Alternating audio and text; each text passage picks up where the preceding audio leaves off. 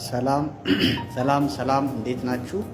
ይህንን ድምፅ የሚሰሙ ሁላችሁም ባላችሁበት የእግዚአብሔር ጸጋና ሰላም ከሁላችሁ ጋር ይሁን። ዛሬ ከመጽሐፍ ቅዱስ አጭር መልእክት ላካፍላችሁ ወደ እናንተ መጥቻለሁ። በዮሐንስ ወንጌል ምዕራፍ 16 ከቁጥር 12 ጀምሮ ያለውን ቃል አነብና ከዛ የእግዚአብሔርን ሐሳብ አካፍላችኋለሁ ማለት ነው። ብዙ የሚነግራችሁ ነበረኝ፣ አሁን ግን ልትሸከሙት አትችሉም። የእውነት መንፈስ በመጣ ጊዜ ወደ እውነት ሁሉ ይመራችኋል።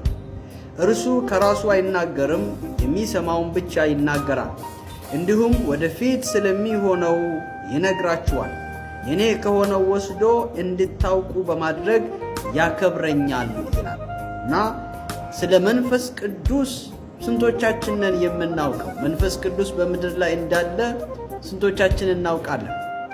መንፈስ ቅዱስ ከሥላሴ ሦስቱ አካላት አንዱ ነው እና መንፈስ ቅዱስ አሁን የሚገኘው በቅዱሳን ልብ ውስጥ መኖሪያ አድርጎ የሚኖር ሰማይንና ምድርን የፈጠረ ከአብና ከወልድ ጋር የፈጠረ ሁሉን የሚችል በሁሉ ስፍራ የሚገኝ አምላክ ነው ማለት ነው እና መጽሐፍ ቅዱስ ሲናገር በሮሜ ምዕራፍ 8 ቁጥር 2 ላይ በክርስቶስ ኢየሱስ ውስጥ የነበረው የሕይወት መንፈስ ሕግ ከሞትና ከኃጢአት ሕግ ነፃ አውጥቶናል ይላል እና በክርስቶስ ኢየሱስ ውስጥ የሕይወት መንፈስ ሕግ ነበር። ምን ማለት ነው? ሰዎችን ከሞትና ከኃጢአት ሕግ ማለት እንግዲህ ሰውን የሚገዛ የኑሮ ስርዓትን የሚገዛ በጣም ጠንካራና ከባድ ነገር ነው። ሕግ ስንል ቀላል አይደለም። ስለዚህ ለምሳሌ የኢትዮጵያ ሕግ አይገዛኝም ብለህ ኢትዮጵያ ውስጥ መኖር አችልም። ኢትዮጵያ ውስጥ እስካለን ድረስ የኢትዮጵያ ሕገ መንግስት ይገዛናል። የኢትዮጵያ ሕገ መንግስት እንዳይገዛን ከፈለግን ወደ ሱዳን መግባት አለብን ማለት ነው። የኢትዮጵያን ለቀን መውጣት አለብን። ምክንያቱም ሕግ አንድ አካባቢ ላይ ስንኖር እዛ አካባቢ ላይ ያለ ሕግ አለ፣ የሚገዛ ሕግ አለ። ልክ እንደዚሁም በክርስቶስ ኢየሱስ ሰዎች ከማመናቸው በፊት ወደዱም ጠሉም በሁለት ሕግ ውስጥ ነው ያሉት። የመጀመሪያው ሕግ የሞት ሕግ ይባላል። ሁለተኛው ሕግ ደግሞ የኃጢአት ሕግ ይባላል። ስለዚህ ከኃጢአትና ከሞት ሕግ ሰው ነፃ መውጣት የሚችለው ከእግዚአብሔር ዳግመኛ በመወለድ በክርስቶስ ኢየሱስ በማመንና ዳግመኛ በመንፈስ በመወለድ ካልሆነ በስተቀረ ሰው ከኃጢአትና ከሞት ሕግ ነፃ ሊወጣ አይችልም ማለት ነው። ስለዚህ ስለ መንፈስ ቅዱስ ስናወራ የሰው ልጅ በክርስቶስ ሲያምን ለእግዚአብሔር የሚያትመው መንፈስ ቅዱስ ነው።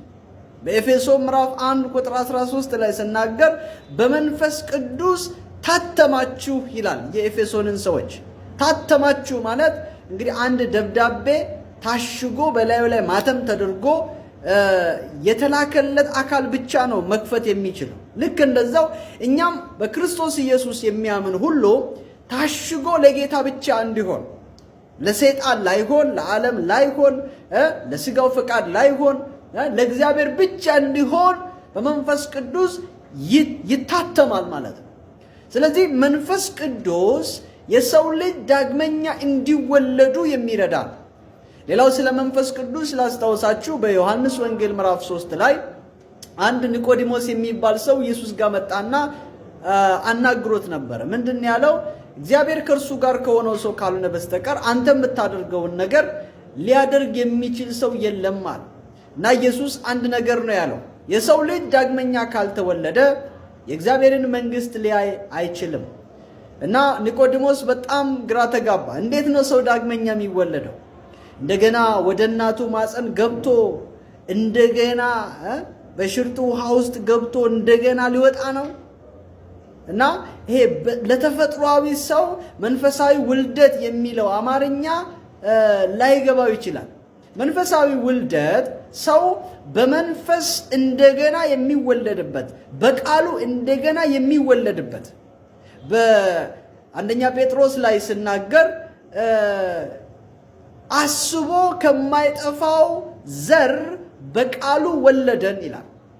ሰው የተሰበከለትን መልካም ዜና ኃጢአትህ በመስቀል ላይ በፈሰሰው ደም እግዚአብሔር አምላክ ከፍሎታል፣ ያንን በክርስቶስ የተከፈለውን የኃጢአት ስርየት ብታምን ትድናለህ የሚለውን የወንጌል የምስራች አንድ ሰው ሰምቶ ያንን ሲቀበል እና በልቡ አምኖ በአፉ ሲመሰክር ያኔ ዳግመኛ ይወለዳል እና ይህንን በልቡ አምኖ በአፉ ሲመሰክር መንፈስ ቅዱስ ደግሞ ያትመዋል ማለት ነው። ያን ብቻ አይደለም። መንፈስ ቅዱስ በአንደኛ ቆሮንቶስ ምዕራፍ 3 ቁጥር 16 ላይ እናንተ ይህ ሰውነታችሁ ይሄ አካላችሁ ማለት ነው የመንፈስ ቅዱስ ማደሪያ እንደሆነ የመንፈስ ቅዱስ ቤተ መቅደስ እንደሆናችሁ አታውቁም? የመንፈስ ቅዱስ ቤተ መቅደስ ቅዱስ ነው፣ ያውም እናንተ ናችሁ ይላል። ስለዚህ የእግዚአብሔር መንፈስ የሚኖረው በቅዱሳን ልብ ውስጥ ነው ማለት ነው። ሰማይንና ምድርን የሰራው ጌታ በቅዱሳን ልብ ውስጥ ይኖራል። እጅግ በጣም የሚገርም ነው። አምላክ በሰው ልብ ውስጥ ይኖራል። ዛሬ በዓለም ላይ ቅዱሱ ቦታ የት ነው ብንል በክርስቶስ ኢየሱስ የታጠቡ ልቦች ናቸው። በክርስቶስ ኢየሱስ ደም የታጠቡ መንፈሶች፣ ነፍሶች በጣም የተቀደሱ ናቸው በእግዚአብሔር ፊት። ስለዚህ መንፈስ ቅዱስ ይመራናል። መንፈስ ቅዱስ ያስተምረናል። መንፈስ ቅዱስ ስለ እውነት ሁሉ ያሳየናል። አቅጣጫውን ያሳየናል። መንገዱን ያሳየናል። ዛሬ የእግዚአብሔር መንፈስ በስራ ላይ ነው ያለው። ይህንን የእግዚአብሔር መንፈስ በምድር ላይ እንዳለ የምታምኑ ሰዎች ካላችሁ በክርስቶስ ኢየሱስ የሆናችሁ እንዲሁም በክርስቶስ ኢየሱስ ያልሆናችሁ ደግሞ ልጁን ኢየሱስን በማመን ይህንን የመንፈስ ቅዱስን ስጦታ እንድትቀበሉ ላሳስባችሁ እወዳለሁ።